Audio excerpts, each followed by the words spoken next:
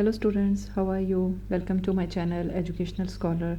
और मैं डॉक्टर सोबिया एक और लेक्चर के साथ आज आपके सामने। आज के इस लेक्चर में हम manual research project science education के बारे में स्टडी करेंगे, जो कि बीएड का एक रिसर्च प्रोजेक्ट है। 2.5 ईयर्स वाले या 4 ईयर्स का बीएड जो लोग कर रहे हैं मोस्टली 3rd या 5th सेमेस्टर में, वो इस मैनुअल प्रोजेक्ट को स्टडी करते हैं और इसके बारे में सर्च करने के बाद इसको फिलअप करते हैं। कोर्स कोड इस डी 8675 एंड 8681, इससे मिलता जुलता 8613 का कोड है, जो कि मोस्टली कुछ स्टूडेंट्स उसको स्टडी करते हैं। ठीक है, इस वीडियो में आज मैं आपको बताऊंगी कि ये होता क्या है, इसको कैसे फिल किया जाता है, या इसको फिल करते हुए कौन कौन से मेन पॉइंट्स हैं जिनको आपने सामने रखना होता है। ठीक है, इस प्रोजेक्ट से सबसे पहले आप एक टॉपिक सेलेक्ट करते हो। ठीक है, हर सेमेस्टर के स्टार्ट में स्टूडेंट्स को एक लिस्ट प्रोवाइड कर दी जाती है जिसमें सब थीम के बारे में बता दिया जाता है। थीम तमाम स्टूडेंट्स का, उस सेमेस्टर के स्टूडेंट्स का सेम होगा। सेमेस्टर टू सेमेस्टर ये वेरी करता रहता है, लेकिन सपोज़ एक करंट सेमेस्टर में, ठीक है, जिस तरह, ठीक है, इस सेमेस्टर का जो थीम है वो innovative teaching learning practices in science education है फॉर 8675 या 8681 स्टूडेंट्स के लिए। ठीक है, उसके बाद उसके एक लिस्ट ऑफ सब थीम प्रोवाइड कर दी गई है, इसके अलावा एक लिस्ट ऑफ आउटकम वेरिएबल्स। ठीक है, तो आपको टॉपिक सिलेक्शन के लिए सब थीम और आउटकम वेरिएबल्स में से वर्ड सेलेक्ट करके इनको आपस में कोरिलेट करना पड़ता है। जिन्होंने टॉपिक सिलेक्शन की वीडियो नहीं देखी, आप लोग डिस्क्रिप्शन में से उस लिंक को देखकर वो वीडियो पहले देख सकते हो, ताकि आपको समझ लग जाए कि सबसे पहले आपने टॉपिक किस तरह से डेवलप करना है। क्योंकि इस रिसर्च प्रोजेक्ट को फिल करने के लिए बेसिक इन्फॉर्मेशन के बाद आपके पास एक टॉपिक होना चाहिए जिसको लेकर, जिस पे आप रिसर्च करके इस प्रोजेक्ट को फिलअप कर सको। ठीक है, यहाँ पे मैं एग्जांपल ले रही हूँ, जैसे एक सब थीम था वर्चुअल साइंस लैब। ठीक है, और जबकि आउटकम वेरिएबल था साइंस कॉन्सेप्ट्स।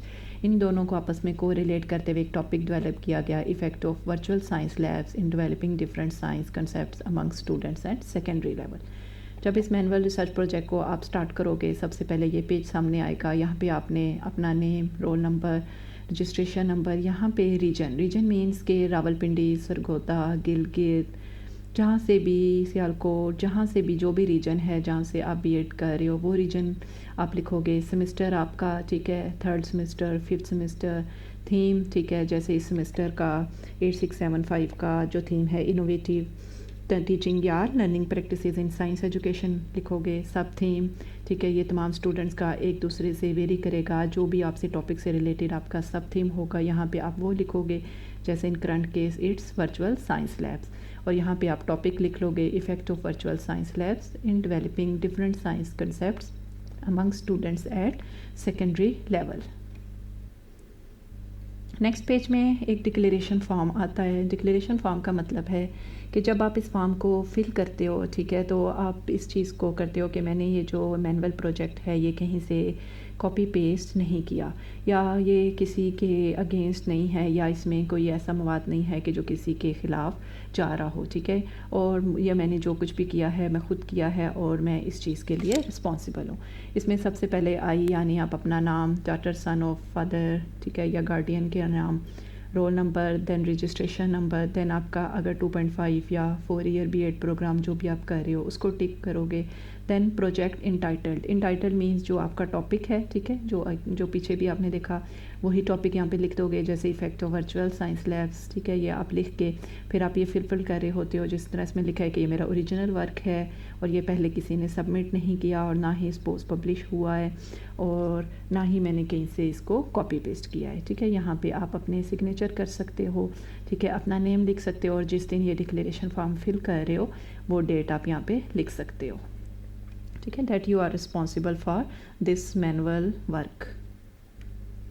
उसके बाद कंटेंट लिस्ट, यानी इस रिसर्च प्रोजेक्ट के अंदर इसकी इम्पोर्टेंस क्या है इसके बारे में आप देखते हो। कोर्स की डिस्क्रिप्शन किस में है, क्या इसका पर्पस क्या है, लर्निंग आउटकम्स क्या हैं, कोर्स स्ट्रक्चर जो इसमें से डिफरेंट चीज़ों में से आप पास आउट करोगे, teaching learning methodology, important questions, and at the end evaluation of the research project. ठीक है, अब इन एक जो सेक्शंस हैं या इन जो कंटेंट्स हैं, अब मैं थोड़ा थोड़ा इनके बारे में आपको बता देती हूँ।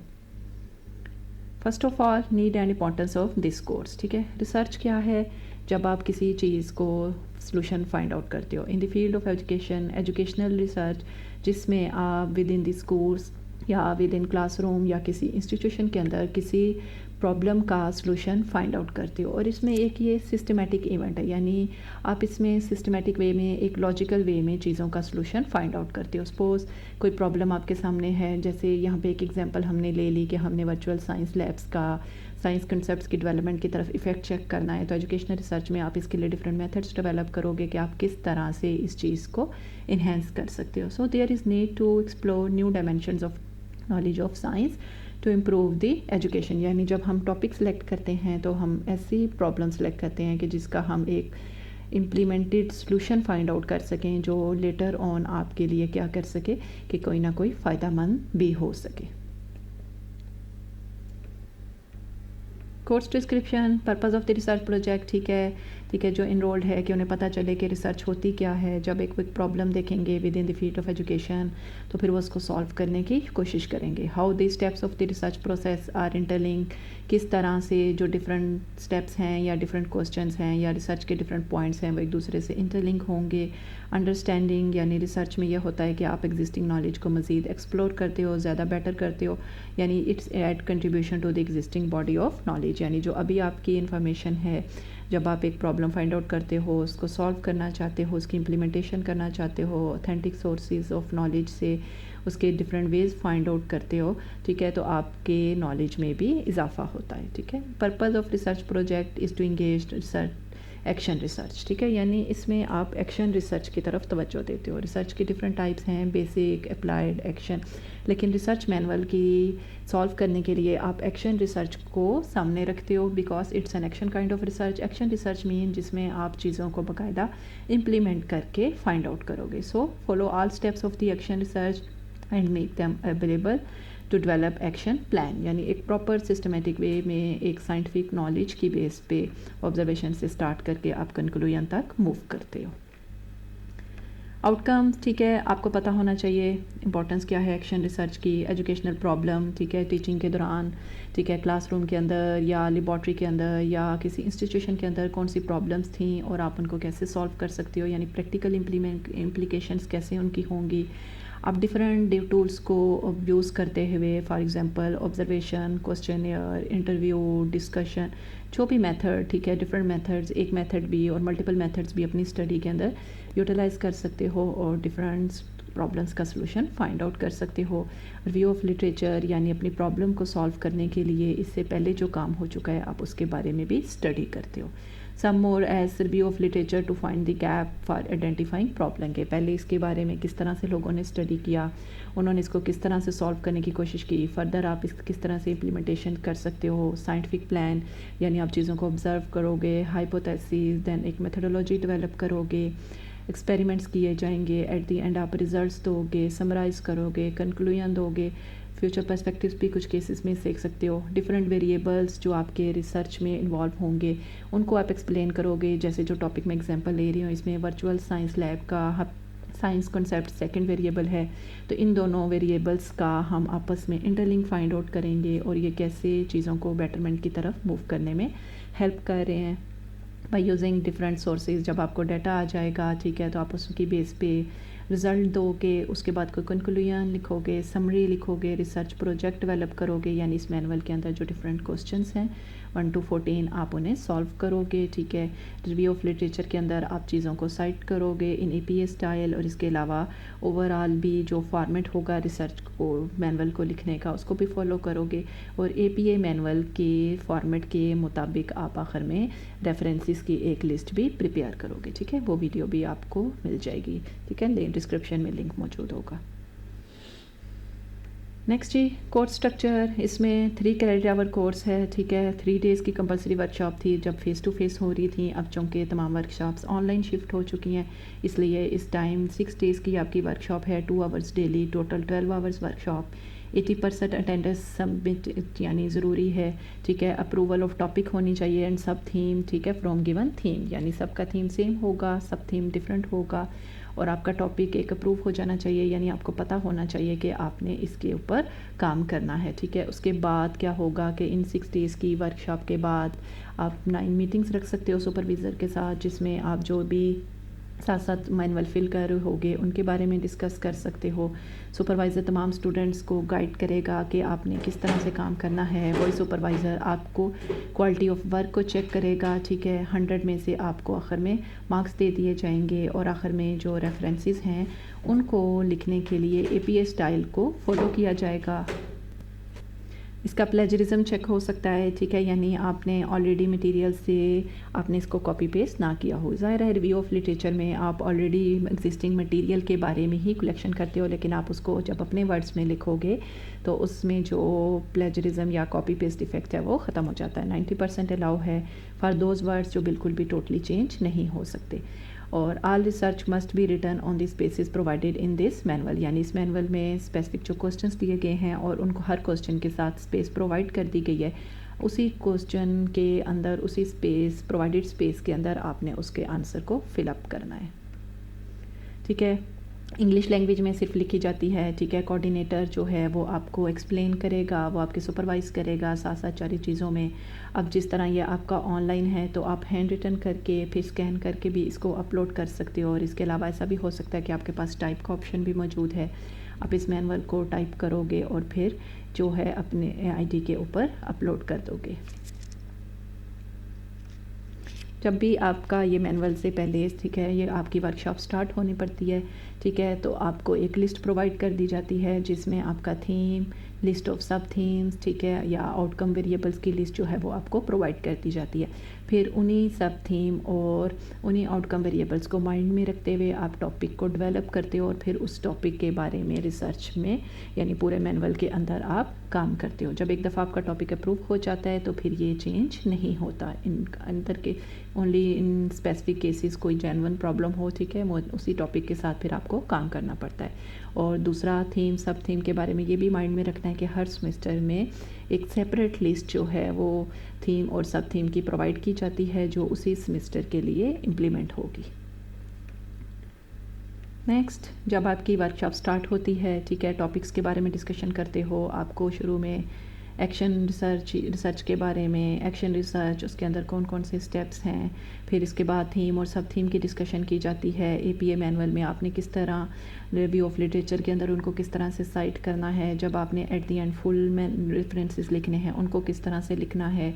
वेरिएबल्स यानी जो सब थीम और आउटकम वेरिएबल्स जो हैं उनके दरमियान लिंक फाइंड आउट करना है। रिसर्च के ऑब्जेक्टिव्स क्या हैं, purpose of the study, population, और इसके अलावा आप इंट्रोडक्शन ऑन राइटिंग समरी कैसे की जाती है, रिजल्ट्स कैसे एक्सप्लेन किए जाते हैं, डिस्कशन एंड रिकमेंडेशन या फ्यूचर पर्सपेक्टिव्स अगर आपको एक्सप्लेन करे जाओ। और जो स्टूडेंट्स हैं वो टॉपिक सेलेक्ट करने के बाद अपने रिसोर्स पर्सन को एक्सप्लेन करते हैं कि उन्होंने ये टॉपिक सेलेक्ट किया है, और अगर कोई उनमें चेंजेस की ज़रूरत हो तो रिसोर्स पर्सन उसको उसी वक्त चेंज कर देते हैं। नेक्स्ट, आप जो ट्रेनिंग टीचर्स हैं यानी जो स्टूडेंट्स हैं वो ट्रेनिंग टीचर्स के तौर पे काम कर रहे हैं, वो अपने सुपरवाइज़र से पूछ सकते हैं कि रिसर्च प्रॉब्लम कैसे फाइंड आउट करनी है, कौन से रिसर्च एथिक्स, ठीक है, यानी रिसर्च के दौरान आपने इथिकल वैल्यूज़ को बिल्कुल भी नहीं माइनस करना, ठीक है। इथिकल वैल्यूज़ जो हैं वो बहुत ज़्यादा इंपॉर्टेंट होती हैं, यानी आप किसी को इसमें पिन पॉइंट नहीं कर सकते। एक्शन रिसर्च और एक्सपेरिमेंटल रिसर्च में क्या फ़र्क है, ठीक है। एक्शन रिसर्च जिसमें आप इम्प्लीमेंटेशन करते हो, एक्सपेरिमेंटल रिसर्च में तो आप किसी जगह बैठ के कोई टूल्स यूज़ करते हुए काम करते हो, ठीक है। रिसर्च किस तरह से इंपॉर्टेंट है, पॉपुलेशन यानी सैम्पल यानी जो आपके स्टूडेंट्स हैं जिनके ऊपर आप काम करोगे, ठीक है। हाउ टू साइट यानी रेफरेंसेस कैसे लिखे जाते हैं जो कि APA स्टाइल में लिखे जाएंगे। क्लासरूम एक्सपीरियंस को रिसर्च थीम के साथ यानी किस तरह से आप उस रिसर्च प्रॉब्लम को क्लासरूम के अंदर इम्प्लीमेंट कर सकते हो। रिव्यू ऑफ लिटरेचर का क्या मतलब है, यानी कौन कौन से डिफरेंट सोर्सेज हैं। फॉर एग्जांपल आप डिफरेंट थीसिस को, पीरियोडिकल्स को, यहाँ पे word authentic kind of sources को as a review of literature use कर सकते हो। ऑब्जेक्टिव्स लिखते हो, डिफरेंट डाटा टूल्स को यूज़ करते हो, यानी क्वेश्चनएयर, इंटरव्यू, डिस्कशन मेथड के थ्रू आप जो है वो तमाम टूल्स जिनको के यूज़ करके आप क्या कर सकते हो कि अपने रिसर्च प्रॉब्लम को सॉल्व करने के लिए डाटा कलेक्ट कर सकते हो, ठीक है। फाइंडिंग्स और कंक्लूजन जो आपके रिजल्ट्स आते हैं और फिर उन्हें आप कंक्लूड भी करते हो, ठीक है। सेल्फ रिफ्लेक्शन के आपने इससे क्या सीखा या आप इसके बारे में क्या राय रखते हो ये लिखते हो, ठीक है। इसके अलावा कुछ क्वेश्चंस हैं जिसमें आप अपने कोलीग्स वगैरह के साथ भी स्टडी करोगे, उनके साथ अपनी रिसर्च प्रॉब्लम को डिस्कस करोगे और वो जो पॉइंट्स बताएंगे उनको भी एक्सप्लेन करोगे।